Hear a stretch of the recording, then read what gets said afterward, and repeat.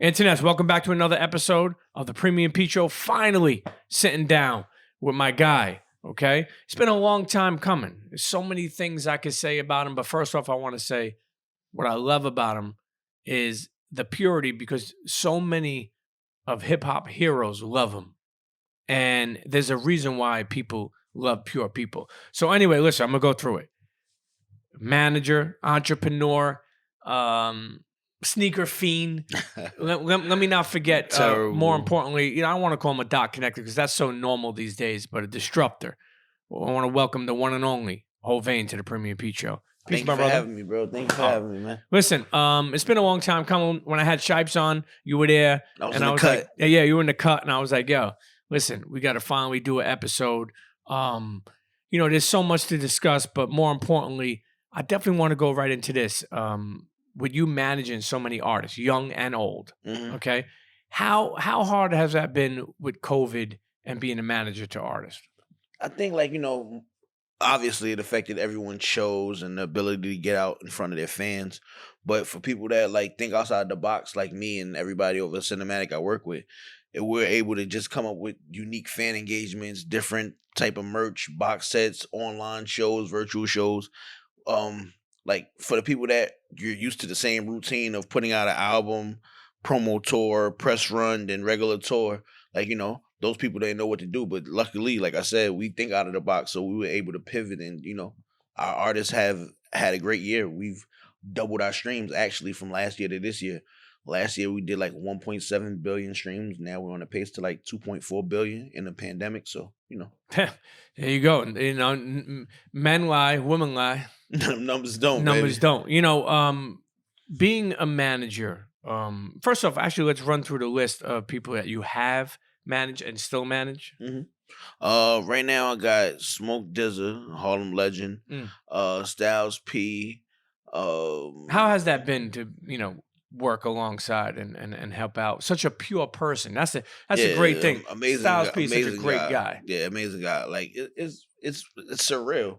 Because first of all, the Lox is my favorite group. Were my favorite group. Had posters on that wall. So now to him call me and play me something like, what you think about this? Or here's a new Lox song. Tell me if you feel this. Is who the fuck am I to even? D-Block! Who am I to even be in this position to have these people in my life? It's crazy. It's very surreal. None of it is lost on me.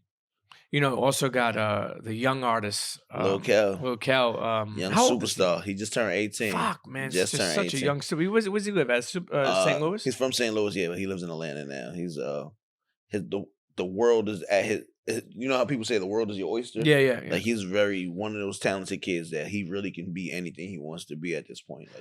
Yeah, I just think personally his voice is phenomenal. Yeah. I mean, that one song that he has the video where he's in high school or something like that, or on the chair. I forgot how it goes. It was you. Yo, that shit. It's cool. I've always been an R&B dude. I'm gonna be honest with you. From being a Brooklyn cat, I listen to too much hard hip hop. So in order for me to learn how to be a better ladies man at a young age, R&B has helped me. Made me more to understand, to deliver. Meaning you can't just be like, yo, shorty, come here. I wanted to be able to be smoother. And as a Brooklyn kid, I was particularly very rough with it. Yo, what's good with it? You know what I mean? What's up with you? Yeah. And I was like, man, I got to fix myself. But also, Busta Rhymes. Yeah, did a lot of work with Busta. Busta's a great guy. I don't manage him anymore, but, he's a good guy. Also did some work with Wale, another super good guy. We managed the super talented comedian and actor, Drewski, also. Oh, yeah, true. Yeah, I heard him. Funny ass dude. Yeah, funny guy. We spoke about this a bunch of times, but never on an episode. Being a manager is not the... so many people want to be a manager. So many people want to be a shop boutique owner. Until it's those are certain titles that are great, but it's you literally got to put your Well, you were saying something to me that you're the first one to be blamed. The first one to be blamed, last one to be thanked. Explain how. I don't want to say how tough it is, but explain how it is being a manager, putting your artist life before yours. And I don't mean that in the sense of you're not going to the doctor or you're not fucking making money. Yeah. But being able to do that. I mean, it comes with the territory. It's part of the job. It's a thankless job, so you don't look for thanks. That's if you're a fucking if you're a baker, right? you know you're gonna fucking be covered in powder every day and Yep. flour, right? Yep. You know, if you're a roofer, you might have a lot of tar on If you're your a boots. mechanic too, If you're a mechanic, you're gonna be greasy. Your fingernails are gonna be very greasy. This shit it comes with the job. It's part of the job. Like you can't get into a profession knowing what it is and you know the rules of the game and then be mad at it. That don't make no sense. Like, you know, I appreciate my artists appreciate me, but I know when it comes to praise and it comes to, yo, this job was done amazingly, they're gonna say the artist did it. You know what I'm saying? Yeah. When shit goes wrong, they'll say the manager did it. Yeah, that's just how it go. You know, somebody like Luh Kel, such a young superstar, just turned 18 years old. Mm-hmm. When you think about you, like I was asking you this earlier, like, you know, like he may know of you, but like he's still a young kid, and I know you're older and you've been around. But it's like, how hard is it to just connect with an artist as a young one right off the bat, right? You know, I think if it's honesty and it's purity, and I'm not trying to be like one of the guys from 21 Jump Street with super tight jeans on and my hat backwards, like, hey, what's up, bro? Like, you know what I'm saying? No, I speak honest to them. I speak the language of the culture. Like, you know, real recognize real, no matter how old you are. And you're gonna help make them rich. I'm about to say, yeah, getting rich transcends all age groups. Two things in this world: people like the weed guy and the money guy. If you could be both, you're golden. You're lit. Actually, that's Burner. Yeah. Shout out to Burner. Yeah, I give Burner Smokers a lot Club. of credit. But yeah, actually, shouts to Smokers Club. Shouts to Smoke Desert. Shouts to Johnny Shipes. Shipes Bubs. Shouts to Sound Mayhem. 4-Wheeler. Chef and Sue. Chef and Sue. Shout out to my dog too, Pablo Escobar. Yeah, shout out to Pablo Escobar. What does this turn into, a fucking animal? Dr. Doolittle. You know, one thing I'm really proud of you about is, and we spoke about this, where you know, a lot of artists have shown love and give you a lot of flowers. Now, some people that's clout. Give me some more. I take some more. Some people. To me, that shows me your pure heart, and because people talk about what's important to them, and how someone comes off. No ulterior motives. This dude's aces. This dude's A1, and I've been seeing that, and that makes me proud. You know, you and Johnny Shipes with Cinematic Music have a joint partnership. Yes, sir. How special has that been? It's been dope, man. It's like not just because we're business partners. We're friends also, but like I don't think he gets the praise in the fucking. Yeah. He's a little bit older than me, right? He's 40, right? He's been doing it for about 20 years, and then you look back at it, all the people he's responsible for, like the Nipsey Hussles, Big Crits, the Dizzers, the Joey Badass, the Pro Errors, the Sean Kingstons. Yep. It's like, damn. This guy been doing it for really 20 years. Here's something crazy. Let me tell you something crazy. The first tour I ever been on, I was managing Rich Hill, Tommy Hilfiger, my boy Rich. Shout out to Bonnie. Yeah. I was managing Rich Hill, and the first tour we ever went on was a Smokers Club tour. So it's like our paths have crossed many times inadvertently before we even knew each other. Then another time, me and Sickamore was throwing these concerts called the Famous Factories. We was doing them in Williamsburg 10 years ago, and we had Nipsey perform his first show in New York. We had a bunch of people first. Dom Kennedy. We had a bunch of people. This is like when the internet was booming, when the blog era was everything. We had a bunch of artists. We went through Shipes to get Nipsey, so it's like, you know what I'm saying, like. We were intertwined. It's full circle people, right now. Good people always know each other, man. It's 7 degrees of separation. Yep. It's like, it's dope. He's brought in a lot of understanding of business and how to delegate to people and how to work with a team. Because before I was doing everything myself. Like, you know what I'm saying? I'm calling promoters, I'm booking shows, I'm booking the travel, I'm doing everything on my own because, you know, that's what I had to do. So now with a team of people in place, he's like, nah, why are you doing this? Call this person, have this person do that. Sure. Like he showed me how to work smarter, how to work instead of working harder. Yeah, work smarter. Yeah. And that's beautiful. Yeah. And show me how to get to the money too. Yeah, and shouts to Johnny Shipes. Yeah, but more importantly, when you think about even a younger Hovain, grew up in Brownsville, Brooklyn, who are some people that you would consider OGs and mentors to you throughout your life? From Brownsville or just in general? In general. I would say people I looked up to, of course, Mike Tyson being from Brownsville, Yep. Sean Price being Yep. actually my family. Actually, cousin. Yeah, so it was like, you know, P. I miss that. Listen, R.I.P. man. man. I got such. I tell you one thing, man. You know what I miss? That dude loved me, and what I mean by that is, man, like I used to be able to call the crib if It's you no, if you it's hear, no love like Sean Price Yeah, love. right. People He don't would- know when he loved you, he Yeah. cared for you. Yeah, he It was- cared for me, man, and he used to. We used to drive around, and I used to just give him the aux in his iPad, and he used to just play it, and we used to just, and he. You know what I love about him, and it's funny because actually the other night on the Jay-Z Appreciation on Clubhouse, Mhm. I heard that Jay does that too, and I love rappers and artists like that because Sean Price used to be like this.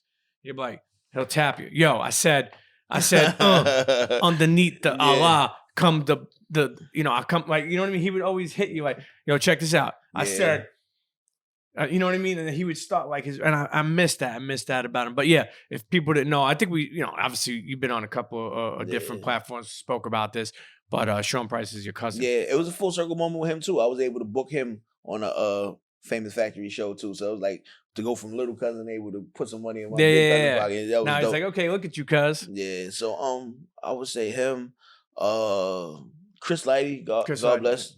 Like right towards the end of his life, like he was helping me and Troy move around, doing some stuff. We was gonna do some stuff with him, and then unfortunately he passed. Butch Lewis was very instrumental in my shit too. Butch Lewis, the world famous boxer promoter. Rest in peace. Yep, bring that up one second. Yeah. There you go. He showed me a lot of business acronym and a lot of being self-made. Like he was a self-made billionaire. You know what I'm saying? So One thing I admire about you as being a manager, and I think more managers should do this, and I see that you're doing it, but like work on building the future, not just building the moment. Yeah, 100%. And whether that be like, who I have a lot of love for, Ebony, who manages Future and Gunner, Yes. Ebony Ward. Yes. I know her Very for years. smart. Yep. Greg Street introduced me to her when she had Fly Kicks. And to see her journey, bro, that's one thing I really enjoy. Maybe people don't. I do. I'm sure Hovain does, but I enjoy watching people's journeys. I love documentaries. So being able to watch a documentary in real time is amazing. Yo, this girl's. But one thing, the point I'm trying to make is we sat down a couple of months ago, long time coming again with her, and as I'm bringing her up in the elevator to come up into the room I was in to do the episode, she's on the phone like, yo, hello? Yes, I would like to take out 2 life insurances for my artists. Yes, their names are blah, blah, blah, blah.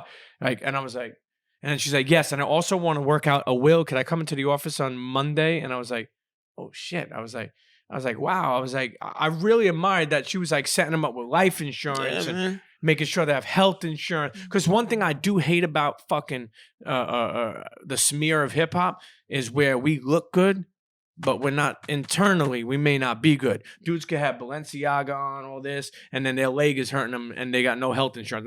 Like I got a man that makes mad money. He got no health insurance because he doesn't work for a regular job. And he'll be like, yo, they want like 900 to. So like, what the fuck man? you talking about? Your outfit is 4,000. It's all priority. So I like that, a manager, because let me tell you something. This shit could end for artists and what's their future? What's their 401k? Right? What's their pension? Man, So a lot of artists that I manage or work with, I always be like, yo, get your business manager. Make sure you stay on top of your taxes. Make sure you put some money away for a rainy day. I tell them, like, you can't make nobody do anything, but I definitely, look, I'm going to give you a reference of 10 people that I worked with. You go through them, you pick who you want to fuck with. But I'm definitely going to make sure you have your priorities in order. Like it was last year with Kel, the whole label, finished school, you're doing it remotely. Yo, call him. You did your homework? Let me see the assignment. Did you do it? You know what I'm saying? We want to push him, make sure he get at least your high school diploma. Sure, you know what I'm saying? Like, music and all that shit is good, but certain things like health insurance, like you said, a good financial advisor, a good CPA, these are the skills and the team you need for life. I was just telling them this actually. It's crazy you say that because a good financial advisor also to set you up to know what you could write off. Yeah. These are things this is why I say I know a lot. I've been around. I learn every day. I always keep an open mind. I hate people who think they can't learn something. Always. Because check this out. With credit, with financial responsibility. A lot of that, I didn't do that when I was young. And there's a lot of people who didn't. You know what I'm saying? Especially in hip hop. Knowledge, man. Knowledge is people. A lot of times people get these things and they accrue these things and they don't want to share. They don't want to tell nobody else. What the fuck you trying to die with the information? Yeah. If you in hip hop and you realize, yo, these are ways that we can do things to clean our money or do things to build ourselves up, why wouldn't you tell the people that? Why wouldn't you put other people on? Like, I don't understand. Why you don't have to make a paid seminar to explain to people what they should be doing. Like, you know what I mean? Pass that shit on. That shit is good karma. If you at the end of this is like, yo, I got some businesses you kind of invest in to help. What does it hurt you to tell me that? You know Absolutely, what I'm saying? It's free. You know, I also think when you say something like that, I think people are afraid, and the people who aren't afraid, I applaud you. At the end of the day, you could give somebody information; they got to go do it. Yeah, that's on them. So it's not as easy. What I do is my karma. What you do is your karma. Exactly. So as long as I told you, if you don't do it, I might say it to you again in passing. Yo, did you ever? Exactly, or it's up to you. Cool. But like you said before, when you were booking, you were calling up, you were doing this, you were doing that.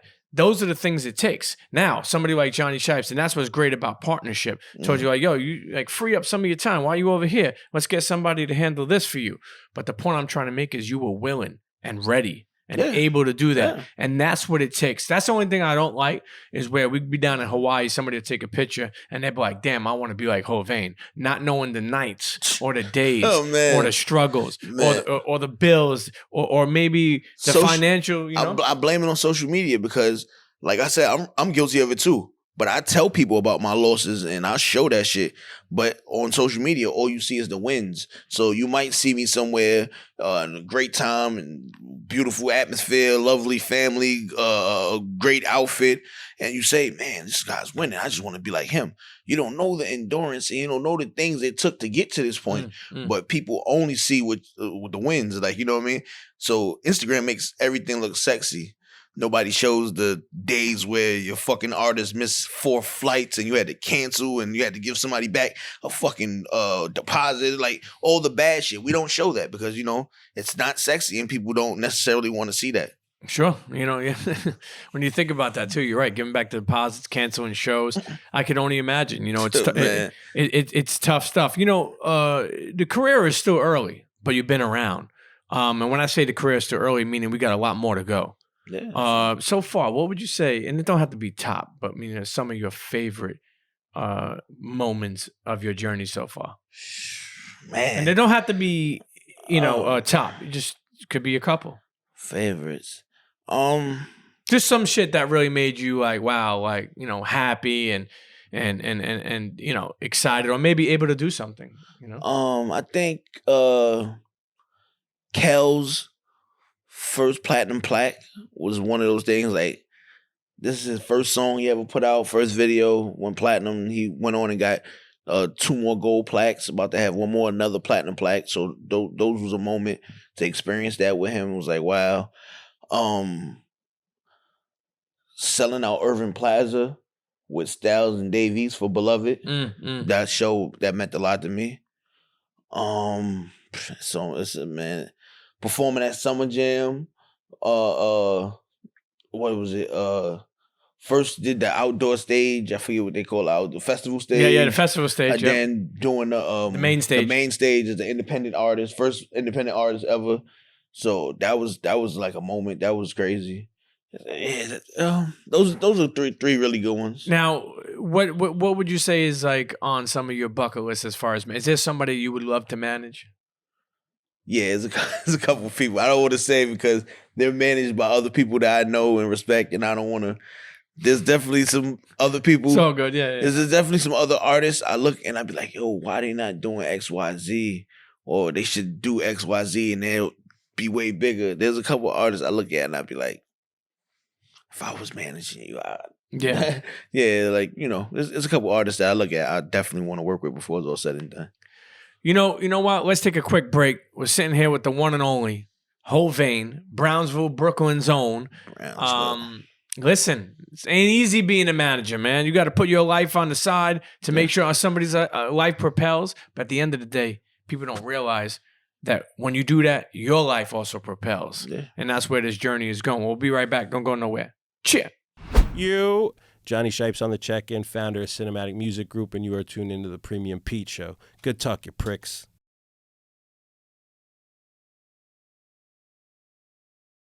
Internets, and we're back. Sitting here with my brother Hovain. Listen, man, the journey has been fun. It's been fun. It's been special. It's been fun. I look but back. There's still a lot more to go. Yeah. Can we say you look back? What? I look back sometimes. I be like, damn, 10 years ago I was doing this. I'm like, 10 years ago, like, damn, I was fucking 26. But then, like, you know, I got 10 more years to go, and I'm just I'll only be 46. So it's like, you know, still got fun, a lot man. of time. You know what? Let's get some premium. God willing. Let's get some Premium Pete on. Brownsville, Brooklyn. Growing up with mom and dad. Yeah, moms and my pops. Yep. Okay. And what did mom do? My mom was a teacher for 33 years. God bless her, man. Very underrated position as far as being a teacher. Yeah. They work from the heart, those people. They don't work from the money. Money is... what about Pops? Pops was running around a little bit in the streets. Okay, and then later on in life, he was like in the health field, like a healthcare professional. Okay. Now... he used to run a number spot. That's what. Oh, nice. That's when my mother and father met, in a number spot. She was going to play numbers for her mother, my grandmother, and she bumped into my pops. My pops ran a number spot. I love that. That's classic. A young Hovain. What did he want to be? No idea. Okay. But I know it was something in music. Like I never was one of those kids that's like, yo, I want to be a doctor when I grow up. Yep. I had no idea, but I always knew I love music. I used to love rapping, playing music, beats, anything. I knew I was going to do something in music. I just wasn't sure what. But from my earliest thoughts, it was like, yeah, I'm going to do something in music. And then when I understood that Sean, Sean lived at 550 Stone. I lived at 392 Dumont. I used to live, right? So that's like a half a block away from each other. I used to go to his house sometimes. My sister would go to his house and chill. It's about like 10 feet before you get in the building. Outside and across the street. Yeah, but there's a fish spot. We used to go to a fish spot around like 3 blocks away from his house. We used to go. And actually that was where Dallas and Druha and him, I don't know if you've ever seen that workout video they were trying to do for Druha. That shit was hysterical. Yo, I killed Druha about that all the time. I talk to Druha all the time. They were holding him with the rope and the barbecue and smoke. the jerks, chicken smoke, but yeah, my bad. So Sean, you said lived 550 Stone, right? So like I would just go to his crib, and I remember one day he was there, and he had broke out and left, and then we was watching Video Music Box. It might have been on Flavor Videos. One of the two we was watching. It might have been Video Music Box. Shout out to Ralph McDaniels. And then I seen the Fab Five video. I'm like, it hit me like, oh shit, you a rapper, and you on TV. Like it clicked to me like, oh, I could do, you know what I'm saying? Like I remember that day vividly, like he was just there, and now you're on TV. I'm like, oh, you could be on TV from doing music. Oh shit, you know what I'm saying? That's a mindset to think of. That was like a light bulb moment for me. So yeah, that was something. What would you say is your most darkest moments or struggles where I don't know if I say like wanted to quit, and I'm sure because everybody had that moment where they're like, fuck this shit. Maybe you didn't. But was there any dark moments where like that frustrated you so much? And how the hell would you get over them if you remember any? I mean, I remember frustrations. I'll never remember thinking like, yo, I'm gonna quit. But just because like coming from where I came from and the background I came from, shit I was into before music, it was like that's real shit. So like music shit is not like nothing that respectively, like music issues and problems ain't real world problems. Like I come from Brownsville's like poverty, murder, like you know what I'm saying? Like I have friends who were killed. Sure, the block 10, was hot at any time. Like, so like that's real problems. Those are real issues. This shit is like this is rap, this is music, this is art. I never got to a point where I'm like, oh man, this is tragic. I've experienced and been around some real tragedies in life, so I always keep that in perspective. Like you know what I'm saying? I complain about work and shit just like everybody else do, but it's like, I'm not fucking out there snatching old lady pocketbooks, so I'm not busting my back doing construction, so it's not that bad. Sure. You know what I'm saying? I try to keep that even kill. Like, it's days where you're like, man, this shit is stressful. This is some bullshit. But like, my background on shit that I come from is like, I have no right to complain about doing this. This is a dream. This is something I've wanted and prayed to do and worked hard to get to, and people are trying their hardest to make it to where I am. And some people started before me never even made it to where I am. So I don't never be like, oh, I'm gonna quit this shit. And now it's here, so there's no turning back. Yeah. And it's been moving and grooving, and I'm glad to see that you have made it through the bumps, and because every life has bumps. I feel like life is a roller coaster with no seatbelt. Yeah. But just hold the fuck on, and we'll see where it goes. Another thing too is you ever had a Brooklyn moment where you traveled somewhere and you're like, yo, I'm just a Brooklyn kid. Like, it's crazy. Like, I'm in like, Australia or Paris or hundreds of places. Yeah. There's some times we're in fucking Nebraska, middle America, like driving past cornfields. I'm like, music brought me here. Fucking me and Styles was in Argentina. Where the fuck we went? We went somewhere for a wedding. I'm like, they booked them to perform at a wedding. This is just off of music. You know what I'm saying? Like, I've seen the world, been all over the place, every city in America, outside of America. I've been places you never even think of just off of music. So it was like, that should never get lost on me. I always be like, damn, this is crazy just being a Brooklyn kid. Is there one thing that an artist kind of like dropped some gems on you? Because you have, even though you work with younger artists, you also work with, like, you have a diverse list of people you work with. Is there any like artists like that dropped a gem on you that really stuck with you, or that really, like you said before, we said people sometimes hold shit in, which is stupid to me. If you can help somebody else out, like, or give them advice, like, they still got to go do it. So, has there been like some advice that somebody has gave you in the music industry that really has been powerful, that really has helped you? Shit, a lot, man. I remember one of the early times when I met Buster told me, I remind him of Chris Lighty, like my relentlessness and shit and reinventing yourself. I was like, wow, that's fucking crazy. Styles always tell me, he always tell me, appreciate everything. You know what I'm saying? Don't take shit personal. Always handle your business the way you handle it. Like, when I do stuff for him, sometimes he always be like, yo, thanks. Like, you don't gotta thank me. Yeah. He be like, nah, I gotta thank you. I'm appreciative for what you're doing. So he'll always show appreciation. Like, those are little things that I always picked up from him. Like, he's very thankful and appreciative. What about managers? Has there ever been other managers? Because it's funny how we speak about artists and shit, right? Artists, but what about any other managers? Like, do you have a relationship with other managers where they and also that are open to, like, not where it's like, yeah, he managed, what's his name? I manage, what's his name? Like, where it's like more of like respect. Yeah, what's up, man? Yeah, like Sickamore is one of my best friends in the world. Like, he's my daughter's godfather. So it's like, he manages Don Tolliver. He used to work with YG. He's co-president at Cactus Jack, I believe.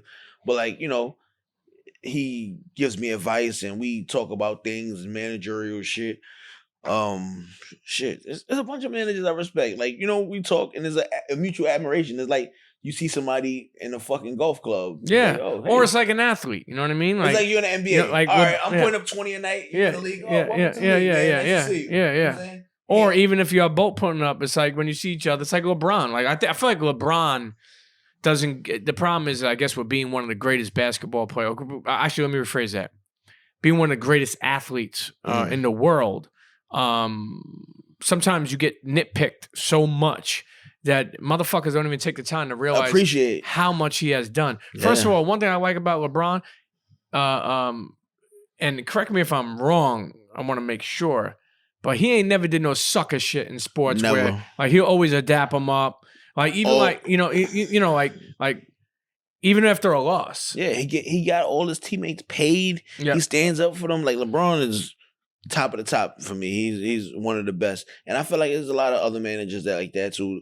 And then there are some, me and Wayno are best, like, really, really, really good friends. He's another one who's on a good journey. We have a personal relationship. Like, that's my friend, like a real friend. And he manages a bunch of people. He used to manage a bunch of people. He manages an artist or two here. He works at. Does he still work with that young kid? What's his name? The young dude, man. I forgot his name. He's nice too. From Harlem? I think so. What's his name? TJ? Yeah, TJ. I don't think he works with TJ no more. He got Side Eye Baby right now. Okay. From Detroit. He's on fire. And he had Davies for a while. And now he's a fucking executive over at Asylum. Oh, that's right. He Yeah, was at- and had they an just A&R ended over Everyday Struggle. Everyday Yeah, Struggle shout out for to it. Wayno. Listen, Yeah. let me tell you something. That kid, I'll give him a lot of credit as well. I remember we were doing a Combat Jack show on Complex, and he came by. I think he was working like Reebok. He was getting like different sneakers or something like that. And I just liked his hustle. I was like, yo, this dude was trying to get certain people's sneakers. I forgot who was there, maybe Wale or Styles P. I'm not totally sure. He's resilient, man. Yeah. He recreates himself, and like when one door closes, another door open. Like good shit happen for good people. Like I said, you included. So it's like like-minded people always attracted to each other, and they're like, you know what I'm saying, like the Combat Jacks and the Premium Pete's and the fucking 8 Kings of the world. There's a reason y'all click. Yeah, Just Blazers. There's a reason. Y'all all like-minded individuals. Y'all all good people. Like, you know what I'm saying. Good people happen to when you bump into good people in a shitty industry. You recognize it and y'all form a sure, absolutely. And you're right. That's important. You know, one thing I'm really, really admire seeing from you is just spilling that over to your kids. You know, we're both parents and very powerful parents. And what I mean by that is like, you know, we not saying nobody loves their kids, but I mean like this shit is real. Like to be able to like do different things. Like, you know, my daughter is going to be 21. Wow. God bless. I put her name on my gas credit card like when she was 16. Build her credit up. Then That's I put right. another one when she was 17. Anyway, the other day she called me and she was with a friend. She goes, Dad, is my credit score fake? Because my friends don't understand how I have a 740. Yeah, no, your dad was smart and he loved you. And I was able to I co-signed for only because I did co-sign for him, but I wanted to help her. So the next one, but she got it, meaning she got her own car. And the other day, you know, I'm on Instagram and I see that your daughter for her birthday wanted an LLC. How old is your daughter? She just turned 10. Okay, you understand? You name understand is what I'm saying, internets? Yeah. 10 years old. She didn't want no fucking American Doll. She didn't want no Louboutins. Okay, maybe she did. But no. She wanted an LLC. Yeah.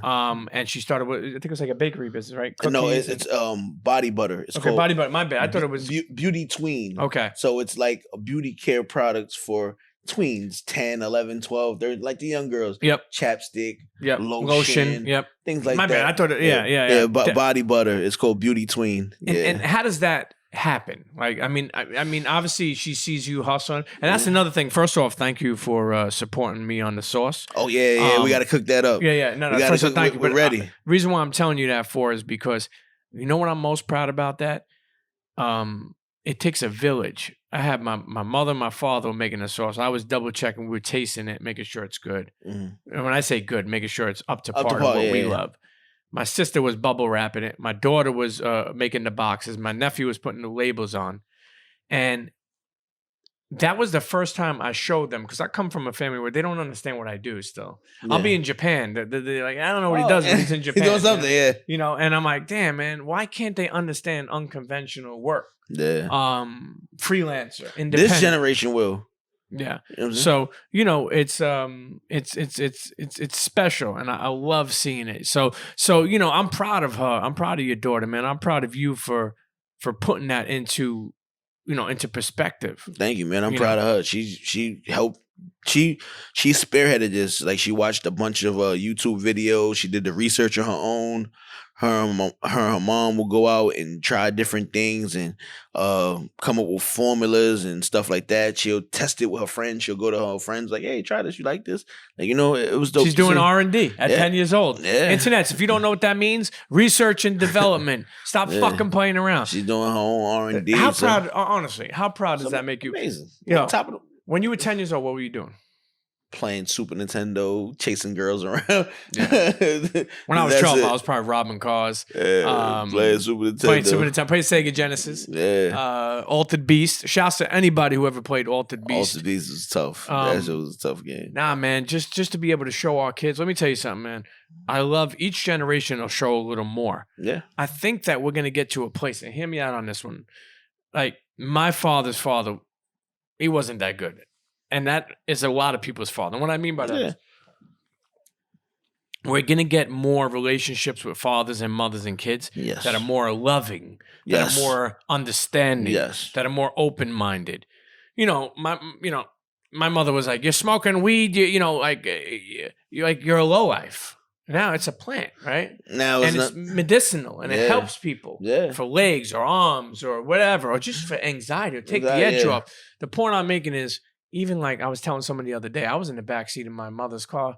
Imagine me trying to change the radio. They would have whooped my ass. Now me and my daughter, I'm like, go ahead, change. She changes the radio. She, always. And that's the whole goal, to be a little bit better than your parents. Like my mother and father gave me a great understanding.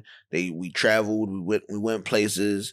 But my father had his faults. You know what I'm saying? My mother had her faults. She didn't understand unconventional parenting and shit like that. So now with my daughters, I do the things that this is one quote that I live by.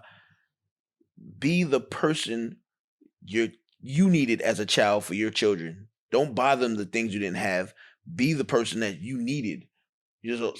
My pops never really was like a super affectionate guy. Like, I love you, I love you. Likewise. I tell my daughters I love them 50 times a day. Give me a kiss, give me a hug.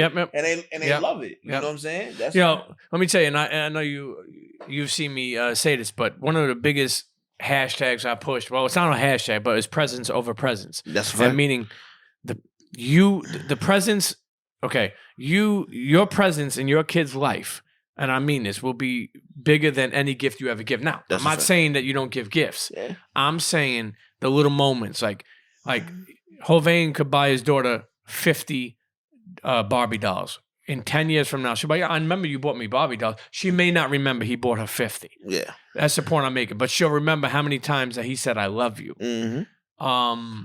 Or how many school trips I showed up to, or how many. No matter what I do, if I'm in New York City when schools were open, I'm taking them to school. No matter what, I could come in from the studio 5:30 in the morning, 7:15. I'm waking up. I'm taking them to school. If I'm in town, I'm taking them to school.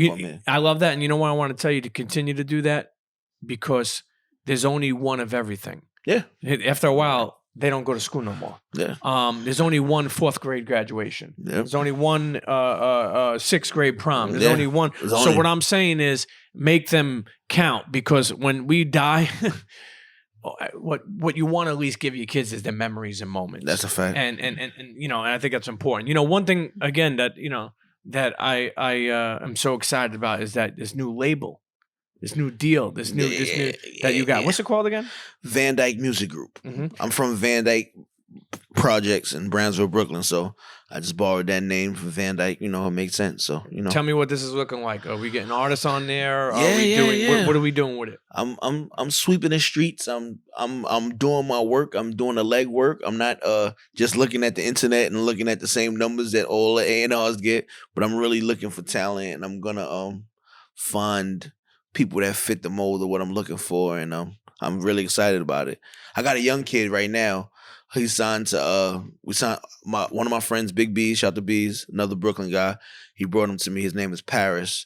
We're gonna sign. Well, he signed already. By the time you see this, he'll already be signed. Yep. Cinematic Interscope Paris. He's out of here. Young kid from Brooklyn. Just like that. Yes. Now let me ask you, how many? And I don't mean this in a disrespectful way, not to you, but meaning how many struggle rappers? How many, let me be, look, I've been around a minute. I've done a lot of different things. Mm-hmm. I get music emails. I get people like, yo, this is a new artist I'm working on. Could you listen to it? Can you help us? Could you this? I get that. And I am not someone who's like, now don't get me wrong. I could give you my opinion. I've been around. But you're somebody directly in it, right? Directly listening, helping, picking songs or adding your input to it. That goes to show a lot of young people like, yo, I got to send this dude Hovain music. How many people send it to you, and how do you not be a dick to them? I get tons and tons. I would say I get probably at least 40 DMs a day. A lot of times I don't get to them. Or like obviously, it gets buried. Then I get an email from somebody. People have no patience, man. That's the only thing I don't like. Like, and I don't want to keep. It's funny but I had someone DM me the other day. It was long. I was reading it, and then I said, "Let me think about this response and get back to it." Dude wrote back like, "Forget about that." Like, kind of like, because I guess I saw it. Oh, okay. And he was like, kind of like, yo, forget if I'm bothering you. Like, kind of like, I was like, I wrote back, dog. I was about Give to me a reply. chance to like, because I'm a little weirdo like that. When I get long stuff, I got to think about how I'm gonna process reply. it. When it's quick, I'm like quick. But yeah, you said you get about 40 DMs. About 40 DMs a day, and probably about, I want to say maybe, if we're being honest, probably like 100 plus emails a day. How do you cipher through that? And here's another thing. How do you not miss? Try your best. Yeah. You try your best. That's all you can do. All you can do really is try your best. Yeah. You know what I'm saying? Like I try my best, and if I get an email from you that says, "Hey, check this guy out." Yeah. Like I have a lot of friends and a lot of people that I respect. Sure. Musically. That would say that. So if somebody's like you says, "Yo, I got this kid," or trust me, check this kid out.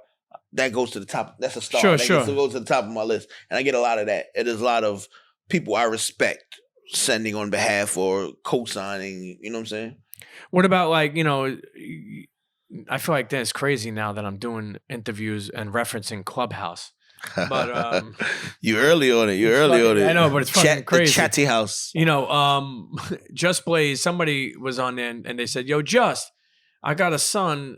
He's extremely talented as a producer, and I wonder if you have some words of wisdom for him." And I like what Just said. Just said, "Yo, I know you. You know me. Text me and I'll jump on a call with him," because that's for real. me to give him the ordinary, like, yeah, tell him to get a Ciroc. Keep your head up. He's like, it may not do. How many times do you find yourself doing that for people? Kind of like, you know, like shit like that I do all the time. Yeah. And I'll never mention it. It go unmentioned. That shit like that I do all the time. Yo, could you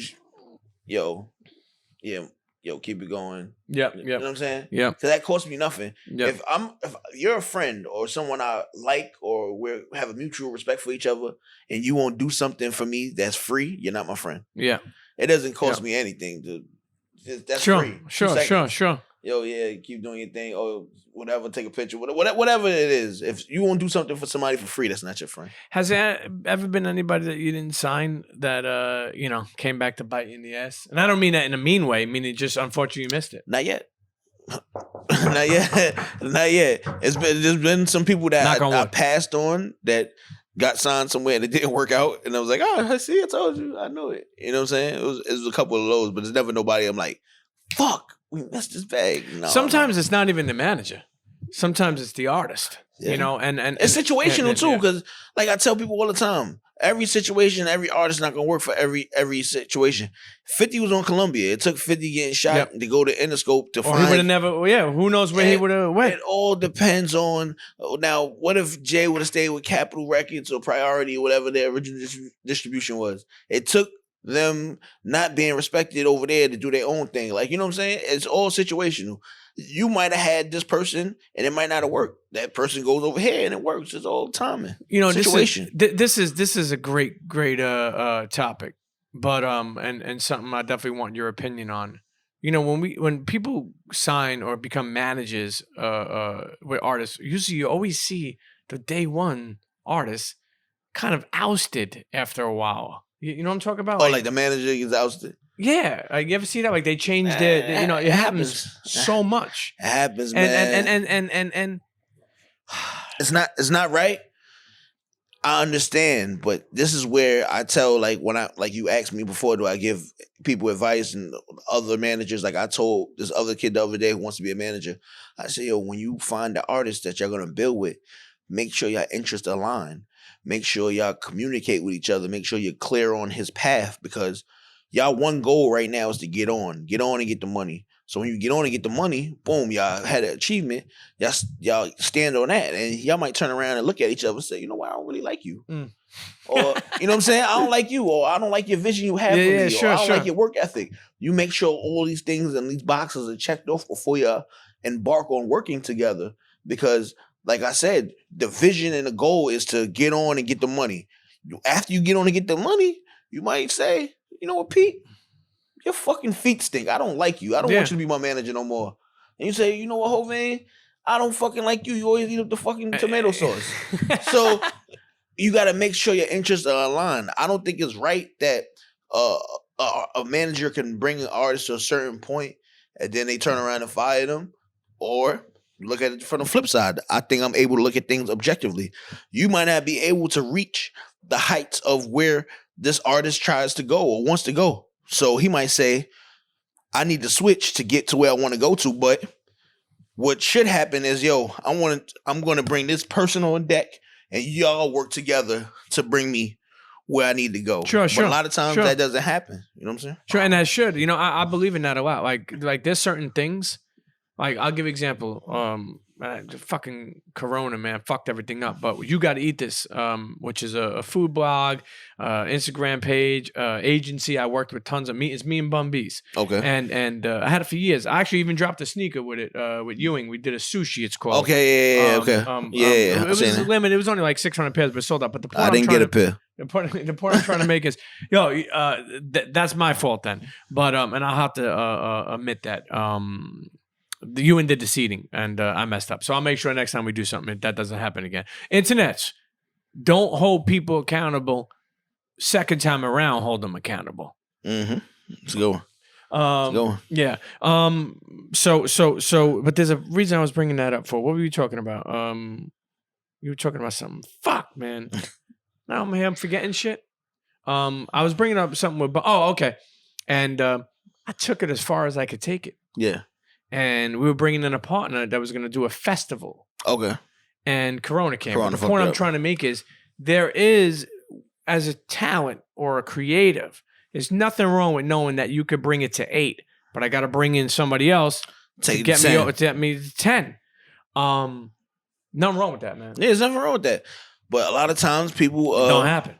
People they seem to get rid of their original day one guys, and that happens a lot, man. But that's also on the artist if you don't have the business right. All right, cool. Yo, you know what? You don't want to work with me? That's fine. All right. But in the contract, it states that I still get XYZ. I have a sunset clause. So for the next 3 years, I'm going to receive my percentage. And then you go off and do what you want to do. But a lot of times, artists and managers might just have a handshake deal or, you know what I'm saying? Sure, like, and then it could just get, please. I mean, that happens all the time. Yeah. I mean, it happens in business. That was the funniest part of the Combat Jack show, actually, because it was 7 or 8 of us. And I remember we used to talk about splits all the time. Splits. But we never talked about splits. So what I mean by that is we talked about splits. But never actually had the real... talked about them. And we waited till we started making money and it went left. That's why we were a big dysfunctional family. Yeah. But we all came together. The only person I will not involved in that is just Blaze, because while I was getting overdraft fees on my account, this dude was coming in from his helicopter. Like, I swear to God, we were waiting for him on certain episodes. They're like, Just will be here in 10 minutes. He just landed at the with his they took a helicopter. No, at the West Side Highway. I'm dead serious. I believe it. And that's one dude. Shouts to my brother Just Blaze. That's one dude I honestly feel like is creative in everything he does. So? Like if he plays handball, he may beat you. Like I'm telling you, like I seen him break dance. I mean production. Like he's just that good. I like Just a lot, man. He's a creative, and he really helped us too with the Combat Jack show. Like to be honest with you, to come on as a host at such a young time, he kind of gave a look. Like check out what they're doing over here.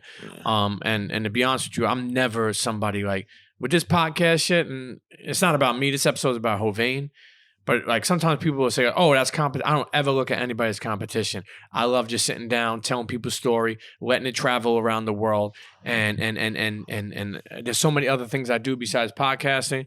I'm bringing my podcast back. Yeah, I started one like 2 years ago. It's called Best Seat in the House. I did it with Fancy, but I'm bringing mine back 2021. Anything I could do to help, thank you, man. Advice or whatever, I'm here, and I mean that. I wouldn't say that if I didn't.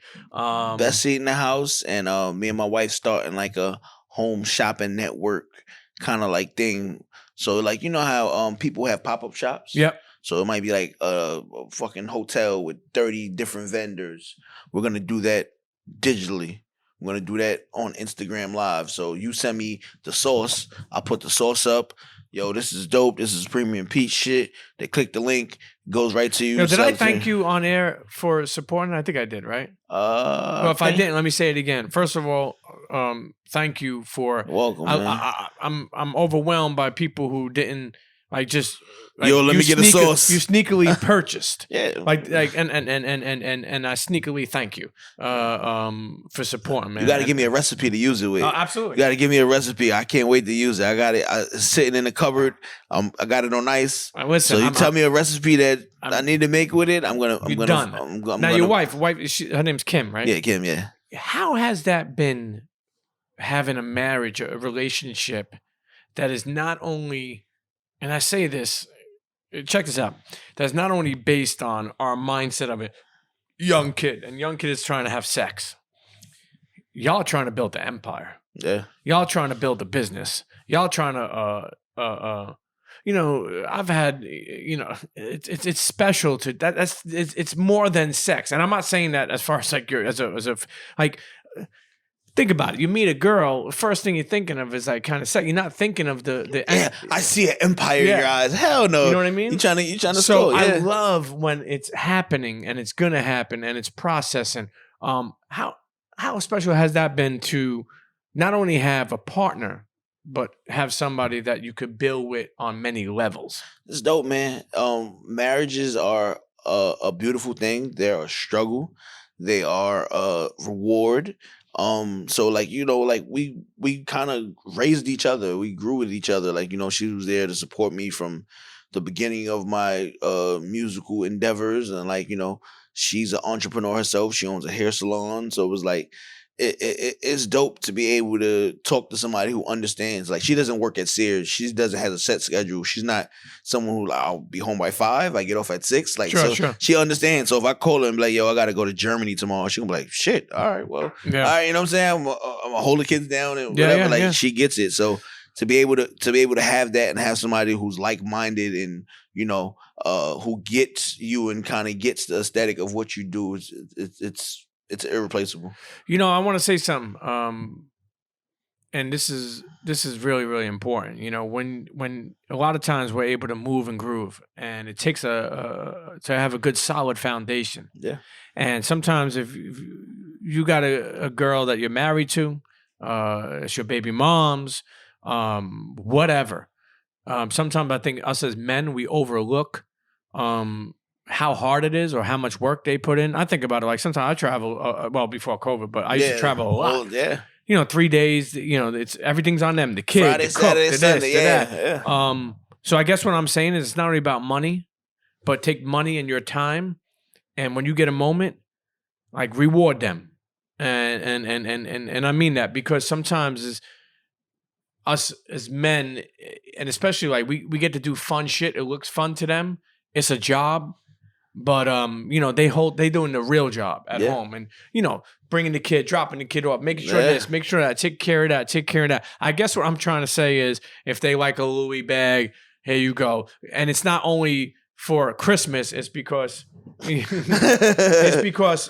you for holding this shit down. One time Dallas Penn, he's a crazy fuck, but I love him. He said something to me one time. Uncle Sneaker, that's my guy. Yeah. He said something one time about thanking your father.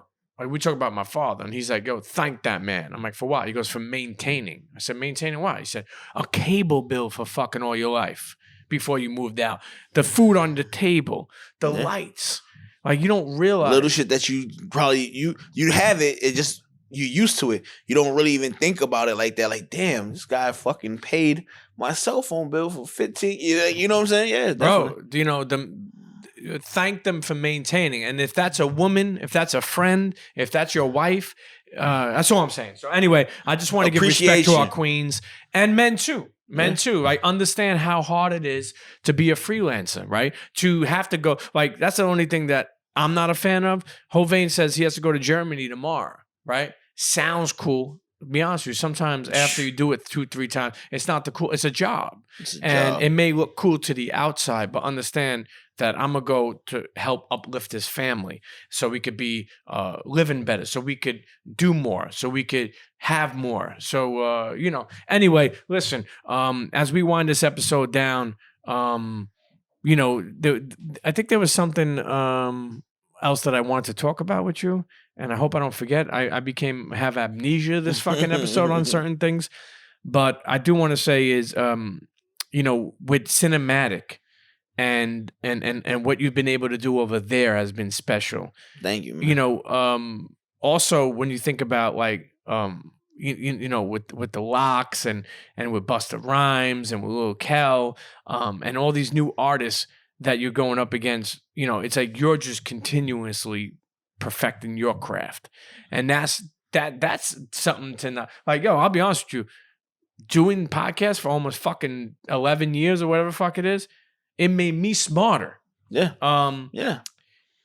You know, because for many years, you don't, your idle mind as far as vocabulary, right? You know what I mean? And just hearing people's what do you call that? Vernacular vocabulary. You pick up shit. Like it's crazy. So I will say this, but listen, okay? You never stop learning, man. Never. Every day is a lesson. I'm not. People are like, yo, man, you an OG. No, I'm still a student, man. You want to submit to a. You want to be a master. You have to submit to a master. I would say you're a student and a teacher. And I think it's the best place to be. You're willing to learn, but you're also willing to teach. Yeah, it's fair. And, you know, that comes with time. That's 10,000 hours, but we call it, that could be 100, 200,000 I'm about to say, I feel like I'm about on 100,000 they say I think they may need to up the level. 50,000 hours. 50,000 hours, you know? But listen, internets, do not bombard his inbox, okay, with struggle rap. Make sure it's good music, okay? And it's not just hip hop, okay? That boy Luh Kel got that, you know, R&B, it could be R&B, it could be whatever. Now, would you ever be interested in like who you know that you know who I did mention? Country dude? Okay. Rob Markman. Oh, that's right. Also managed Rob Markman. That's right. Yeah. And you know what? That's another dude, and I'm not just saying this. That's another dude who's pure-hearted. Pure. If you got, put it this way, I'll make it easy. I'm not going to even go into it. I got a lot of love for Rob Markman. You got something bad to say about him? First off, don't say it around me. Second off, fuck you, okay? Because that dude's a great dude. Yeah. If you got a problem with him, it makes no sense to me. So, but yeah, I love what you did with him. You kind of, you know, help him fulfill his dreams as well. And I kind of like just be a supporter. Yeah. It was one of those things where he was like, yo, I think I'm doing music, man. I was like, all right, cool. You've been doing music. He's like, nah, I want to really like do it. So I was like, yo, if you really want to do it, I'll manage you. Like, you know, we can make something happen. He was like, you think so? I said, yeah. So I called my people over at Empire, Nima and Ghazi. I said, yo, you know who Rob Markman is? They were all familiar. He's doing music. He want to put out an EP, album type of thing. They was like, all right. They sent over paperwork for the deal without even hearing the songs. That's so, this. See, but that goes with, and I will say, and actually we'll end it on this. That goes with being respected. Yeah. That goes with not overusing yourself. Yeah. You know, it's not like they're like, oh, Hovain's calling again with probably a struggle rap. Exactly. What does he want now? That's what I all my life have admired about myself. Is if I come to you, I'm not coming to you all the time, so believe me. You know what I'm saying? Like, if I come to you, I'm like, yo, you should check this out. You're not one of the people that call me. I look at my phone like, oh, I know what he's calling for. Yeah. He's going to ask me about this artist. He's going to try to get him put on. Or just, you know. There's certain people that call me, I'll be like, oh, I know what the fuck he wants. You know what I'm saying? Like, I try to add value in any situation, whether I'm making money or not, whether I'm a manager or not. I might call somebody like, yo, a friend of mine got a bag for you. I'm not making no money for it. I'm just connecting. Like sure. I'm putting y'all together. Like, sometimes that's a special thing. There's money to always be made, but sometimes there's some I let go. And only because, first of all, that dude, I wanted to do it for him out of goodness of my heart. And sometimes people need it more than you think you need it at the time. And it will come back to you. It comes back to you. Trust me. You know? Good deeds given from the heart. It sounds corny. It comes back to you. You get what you put in. That sounds corny, but it do come back to you. The harder you work, the harder you'll be blessed. I'm telling you. The cliche corny things it's true. Are the most truest things all the time. Listen, internets, at Hovain on Twitter. At Hovain on Twitter. At Hovain on Instagram. Everywhere. Hovain. Anyway, did I ever ask you why it says Hovain? Is that just straight up name, Hovain? Yeah. Really? No special reason. Well, damn, I kind of knew that, but I kind of didn't. Was there ever a alias, a nickname that you were going to run with? Then that's crazy because Hovain sounds good enough. Internets, listen, good people, okay? Make sure if you don't know of them, check them out. give him a follow, check him. Now if you're an artist, listen, okay, don't break chops, okay, but check him out for sure. And listen, I wish you honestly nothing but the best in the Thank you, journey. man. If I Likewise. could ever help. Sometimes there's a time for everything. We really, to do something or it'll come together, and sometimes maybe not. But I do want to say, and I mean this, if you ever need anything, or if somebody, like, you know what I'm saying? Like, give me a shout. Because Thank you, sometimes man. people don't say that enough. People feel weird at hitting somebody up or whatever. I try to make myself more available, just in the sense of if you ever dope. need anything, give me a shout. That's dope. If you don't give me a shout, not meaning you, I'm just speaking in general, that's on you. It's kind of like you said before, giving advice to somebody like, yo, I try to give advice, you're going to take it, it's on you. It's on you, yeah. It's on you. But I want to say this. It's the hardest job in the game, being a manager. Putting yourself on the side to push your artist to make him the best possible person financially and also craft-wise. It's not easy, so I give him a lot of credit. Internet's the one and only Hovain. Peace and love, yeah. Peace out. See you next episode. CHEA.